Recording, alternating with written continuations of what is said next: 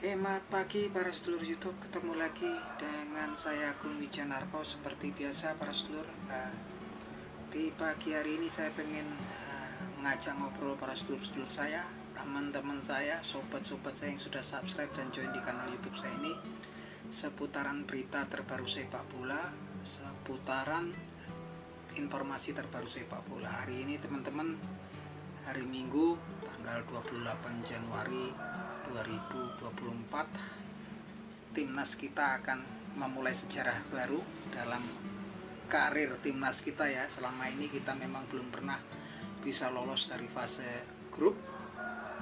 Hari ini timnas kita menorehkan sejarah, timnas kesayangan kita, timnas merah putih, timnas Garuda menorehkan sejarah, yaitu lolos ke babak 16 besar Piala Asia di Qatar.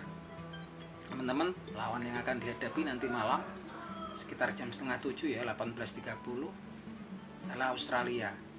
Nah, ini peringkatnya memang jauh dari kita. Kalau kita bandingkan, kita kalah segalanya. Dari peringkat Australia untuk saat ini, karena kemarin juara grup B ya, Australia ini sebelum Piala Asia Qatar peringkatnya 26. Kemarin dengan torehan mengalahkan India 2-0, kemudian Syria 1-0, kemudian dengan Uzbekistan 1-1.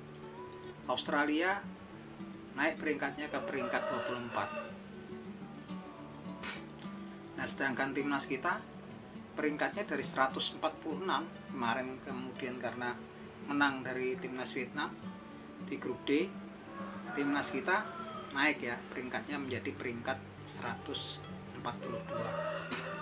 Sangat jauh sekali nih ya, bagaikan bumi dan langit kalau kita lihat dari peringkatnya. Jadi memang yang patut kita banggakan, timnas kita yang diasuh oleh Coach Sintayong ini berangkat ke Piala Asia Qatar dengan peringkat terendah ya, tim terlemah versi peringkat FIFA di Piala Asia Qatar 146. Dan timnya juga adalah tim yang rata-rata pemainnya pemain termuda di Piala Asia Qatar. Artinya ini suka nggak suka, apapun penampilan kita ini patut diacungi jempol ya, patut kita apresiasi tentang memang ketangguhan dari timnas Indonesia. Karena memang kalau dibilang kalau bisa masuk babak 16 besar bukan pemberiannya Kirgistan yang kemudian 1-1 lawan Oman. Mereka bertarung, mereka berkompetisi dengan lawannya lah untuk pride, untuk kebanggaan bangsa dan negara mereka ya. Dan kalaupun kalah, pastinya mereka juga peringkatnya akan turun di FIFA. Pastinya bukan karena memang bantuan mereka. Dan kalaupun Kirgistan sama Oman menang, kalau kita nggak punya poin 3, dari mana kita mau masuk ke babak kualifikasi 16 besar. Nah, kalau kita lihat dari komposisi pemain pun, pemain Australia ini memang bertabur dengan pemain-pemain yang sudah matang, pemain-pemain yang senior yang sudah menjadi pemain inti di klubnya masing-masing. Walaupun klubnya juga bukan klub-klub yang moncer ya. Seperti kalau kita lihat, bisa ambil contoh ya, Jackson Irvine. Jackson Irvine ini pemain lama, pemain senior, pemain kunci di Liga Inggris ya, Liga Utama Inggris, yaitu dia menjadi attacking midfielder daripada Hull City kan gitu kan. Terus Harry William Sutar ini back tangguh, center back daripada Leicester City juga di Premiership. Kemudian ada Marco Tolio ini winger ya gitu kan. Marco Tolio ini winger ini. Kemudian ada Craig Godwin ini winger kiri, main senior, pemain kunci di Al Wehda Saudi Arabia gitu kan. Terus kita bisa lihat ada Jordan Boss, dia fullback kiri daripada klub Liga Profesional Belgia Westerlo. Nah, terus ada kawannya Elkan Bagot, ini seniornya Elkan Bagot di Ipswich Town, yaitu Cameron Burgess ya. Dia nanti ketemu nih sama Elkan Bagot posisinya, tapi dia left back ya, back kiri gitu kan. Nah, kalau tadi yang saya bilangkan tadi ada Marco Tulio itu winger kiri, daripada klub papan atas Liga Skotlandia, yaitu Glasgow Celtic. Nah, kalau kita lihat memang susunan pemainnya nih, pemain Australia ini sekalipun mereka bukan pemain yang terkenal di klubnya masing-masing, tapi mereka pemain inti di klub-klub Eropa ya. Kalau timnas kita kan memang bukan pemain inti. Seperti taruh kata Elkan Bagot masih pemain cadangan, Justin Hubner masih kelompok umur. Terus seperti beberapa pemain ini memang masih pemain-pemain muda ya, yang belum menjadi pemain inti di klubnya. Kayak Ivar Jenner di Utrecht, tapi dia masih pemain cadangan. Jadi waktunya belum jadi pemain inti, belum dapat kesempatan main 90 menit full ya di timnya masing-masing.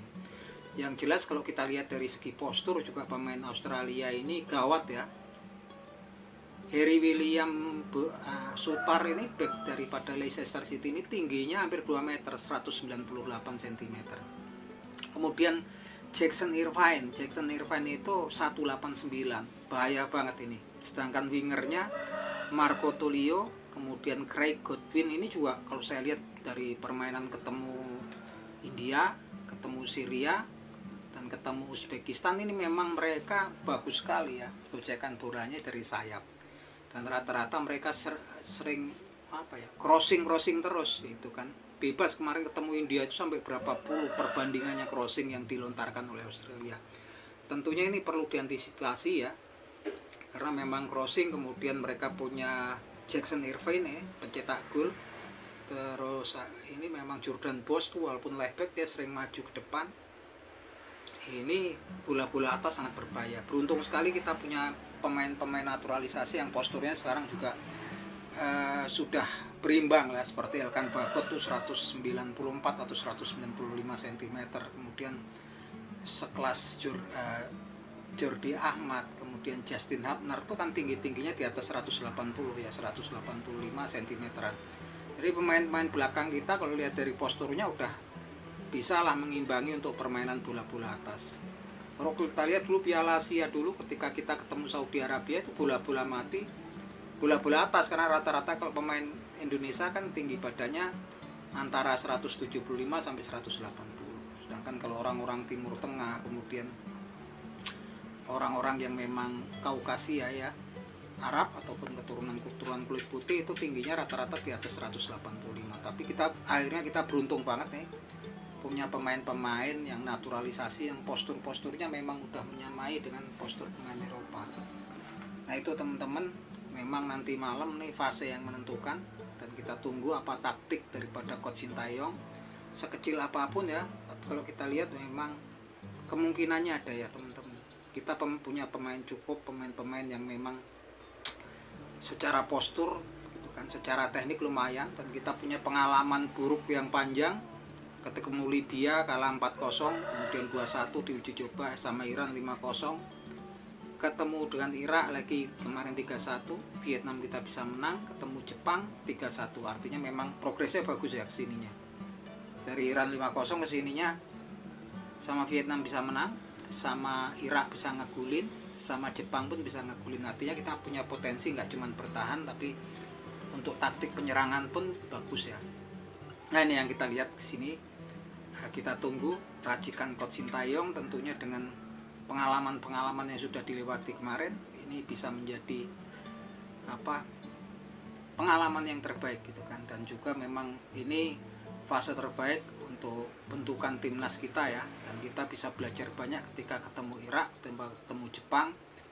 Kita habis di pressing habis ya. Nah ini memang harus diadopsi, itu permainannya cantik ya. Jadi ketika bola lepas dari pemain-pemain Jepang, mereka langsung melakukan pressure ketat, gak pernah boleh kayaknya kita dikasih napas untuk menguasai bola. Alhasil ball possessionnya ketika lawan Jepang tuh, Jepang 72%, kita cuma 28%. Begitupun juga lawan Irak, sekitar 70% itu penguasaan bolanya Irak, 30% Indonesia. Artinya ini walaupun pengalaman yang baik, dan memang betul-betul mencari jalan keluar untuk mengantisipasi memang pola-pola permainan dengan high pressure seperti itu.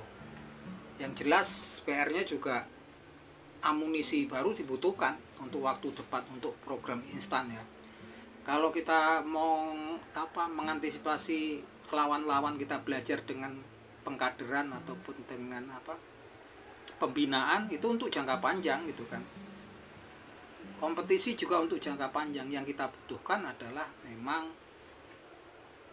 yang jalur instan untuk saat ini ya. Sementara pembinaan jalan. Karena memang gak bisa dipungkiri, kemarin juga ketika Malaysia ketemu Korea Selatan, pemain naturalisasinya juga sudah mulai bagus ya. Saya lihat itu keren, itu strikernya kemarin juga gitu kan. Mainnya seru kemarin saya nonton itu kan. Artinya memang kita nggak bisa menutup mata, pergerakan dunia ini cepat, kita butuh speed resolution, dan kita jangan sampai lengah di kualifikasi Piala Dunia ini. Piala Asia tetap kita bersemangat. Semoga timnas kita, timnas kesayangan kita malam hari ini bisa menang ya melawan Australia, karena pilihannya ini cuman menang atau kalah, karena draw gak ada, ini sistem gugur. Artinya tapi amunisi kita jangan sampai blunder di kualifikasi Piala Dunia. Lawan yang kita hadapi nanti lawan-lawan berat. Faktanya kita kalah dari Irak di Baghdad 5-1. Penguasaan bola habis sana yang menguasai sekitar 70%-an. Faktanya kita ketemu Filipina pun kesulitan.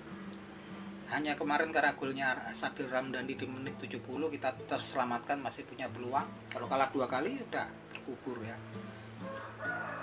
Faktanya kita ketemu Vietnam, walaupun kita menangnya juga nggak signifikan itu kan, karena kesalahan daripada pemain belakang Vietnam. Dan bahkan Vietnam ketika pemainnya tinggal 10 orang juga masih saya deg-degan ya, masih terus serang timnas kita yang mau nyamain kedudukan. Artinya di sini skuad yang ada udah bagus, tapi memang butuh waktu yang panjang gitu kan untuk matang, untuk kompak, karena timnya kan baru terbentuk 1-2 tahun ini ya.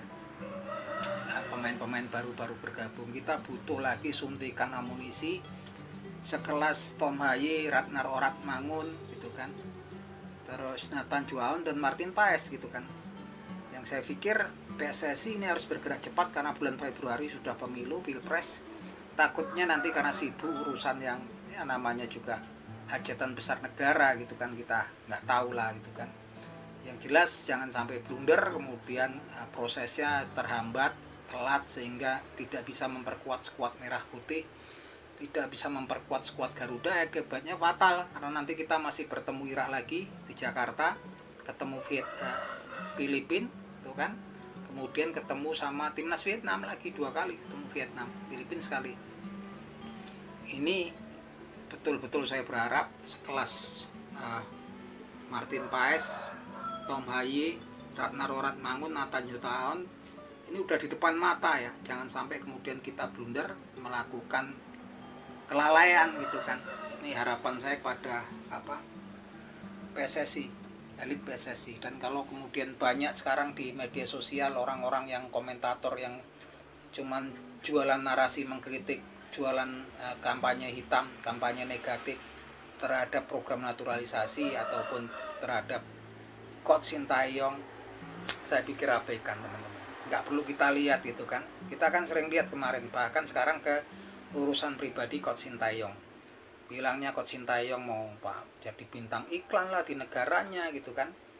Ini urusan pribadi, terserah Coach Sintayong mau usaha kapal pesiar gitu kan, mau jadi bintang film. Yang penting dia menjalankan tugasnya, tupoksinya sebagai manajer timnas Indonesia. Dan saya lihat ini memang luar biasa. Walaupun kita kalah, tapi ada progres yang positif di situ ya. Kita bisa masukin gol ke Irak 1, ke Jepang 1 gitu kan. Itu progres ya. Sama Vietnam kemarin kita bisa masukin, ngegulin 1. 4 kali pertemuan terakhir 4-0, 0-0, 0-0, 2-0 kita nggak pernah ngegulin. Artinya ada progres yang bagus. Tapi kalau yang para kritikus ya bebas-bebas saja di media sosial. Banyak kan memang orang mencari popularitas itu kan, karena memang mereka ngerti banyak sekarang fans fanatik daripada timnas merah putih.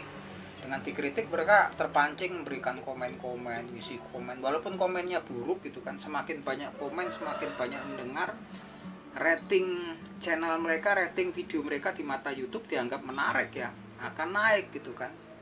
Nggak perlu teman-teman tambah banyak uangnya, mereka nanti tambah populer mereka ketika kita Cukup nggak usah direspon yang seperti itu. Kalau perlu kasih bintang jempol ke bawah. Cukup seperti itu. Kalau saya sih sendiri apapun itu saya tetap kalah menang, baik buruk permainannya timnas kita tetap mendukung habis. Dan untuk program naturalisasi ya memang harus gaspol ini, main cepat ini, karena memang kita masih punya peluang besar untuk kualifikasi Piala Dunia. Saya nggak ngerti lagi gimana saya gembira senengnya kita semua para supporter timnas kesayangan kita kalau kemudian timnas kita lolos di babak kualifikasi Piala Dunia. Dan ini terbuka lebar karena tim yang pertama datang, para pemain naturalisasi yang pertama datang udah mulai berkembang, udah mulai nyatu ya, seperti Justin Hubner, kemudian Elkan Bagot gitu kan, Ivar Jenner, ada Rafael Struijk. Apalagi nanti kalau dapat suntikan yang pemain-pemain senior pastinya akan menaikkan semangat mental mereka gitu kan. Kedatangan pemain-pemain yang lebih senior yang punya pengalaman mumpuni gitu kan. Dan saya berharap untuk Bapak Erick Thohir untuk nambah striker satu atau pemain attacking midfielder ataupun winger satu aja gitu kan. Di depan ada Anzi Zakiri, FC Lausanne itu sudah menyatakan ketertarikannya untuk bergabung dengan timnas Indonesia. Winger ada Ilya Salhab yang menyatakan dia sangat terbuka, open untuk jadi penggawa timnas Indonesia. Ada Jordi Mohorman, pemain dari FC Vukovar 1991, Liga Utama Kroasia, dia pemain Belanda, juga menyatakan ketertarikannya untuk menjadi pemain timnas Indonesia. Artinya memang opsinya udah ada ini, inceran ini yang kelas-kelasnya mumpuni seperti Ilya Salhab yang sekarang memperkuat FC Noah Armenia ini. Bagus sekali itu teman-teman kalau bisa diambil ya. Dia ada darah Indonesia Maroko, dia lahir di Belanda. Ini tergantung nanti memang daripada Coach Sintayong, tapi memang kalau kita lihat barisan bertahan udah penuh sesak nih ya. Artinya memang kita harus beralih ke barisan menyerang, attacking midfielder, winger ataupun striker. Dan untuk pemain yang dari lokal ya, kalaupun baik pastinya diambil oleh Coach Sintayong, tetap menunjukkan kualitas persaingan seperti Yakob Sayuri gitu kan, Marcelino Ferdinand. Ini memang diambil kan, Pratama Arhan, terus Asnawi Mangku Alam. Ini memang pemain-pemain bintang dari pemain-pemain asli Indonesia gitu kan. Walaupun saudara-saudara kita yang naturalisasi udah WNI juga sekarang ya. Pastinya akan dilirik, artinya memang persaingan semakin ketat gitu kan nanti di timnas kita.